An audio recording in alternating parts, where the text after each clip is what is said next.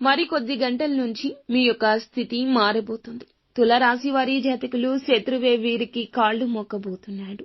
ఇప్పుడు చెప్పే ఈ రాశి వారికి అదృష్ట రాజయోగం కలగబోతుంది. ఎందుకంటే బుధుడు కుజుడు సంయోగం వల్ల వీరికైతే రాజయోగం రాబోతుంది. ఉద్యోగస్తులకు పదోన్నతులు వస్తాయి.